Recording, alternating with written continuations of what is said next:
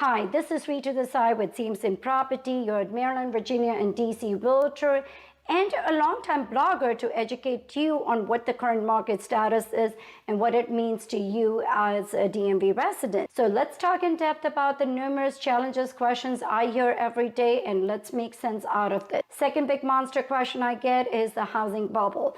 Housing bubble, I don't think there is a day goes by on a DM or a social media or somewhere I run into people and say, when the things will slow down, Ritu, and is this a housing bubble?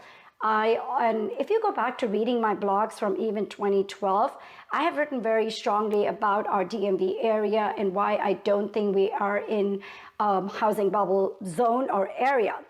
Number one is the unemployment. If you look up our area, number of the employers that are in the Fortune 500 companies, these startups, the federal government, and we have a high-paying job. So there is a lot of bandwidth in our area, financial tolerance to be able to carry mortgages, even if we have some geopolitical stress or inflation kicks in. We are not as expensive as the housing in the San Francisco, New York, Seattle market. So we have a long way to go, which is also a good news for my homeowners in the DMV area. Second reason is because we have a new norm, new lifestyle, I call it. Pandemic did bring us a lot of different perspective in our life. We want that work-life balance, and the employers have embraced that. Even my own family, where many of them work in the federal government with clearance, they have gotten the hybrid option. So I think that new norm is here to stay. So the suburban housing demand, especially out in Loudoun, Prince William County, it's going to be much higher than being in the in the Washington, D.C. area.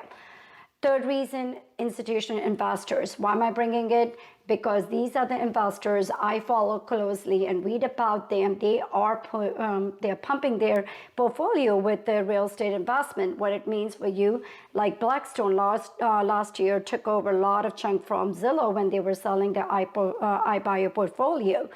It means that we're going to continue to see the shortage in the housing. These institutional investors don't purchase the properties in their portfolio for the short run. So we are here in for the short housing demand. So that's going to be here. And also, I always tell people that inflation, if that's the biggest concern for you, what's the best bet against inflation? Real estate or commodities like gold. So if you don't want to stock up on gold, real estate is your good best choice.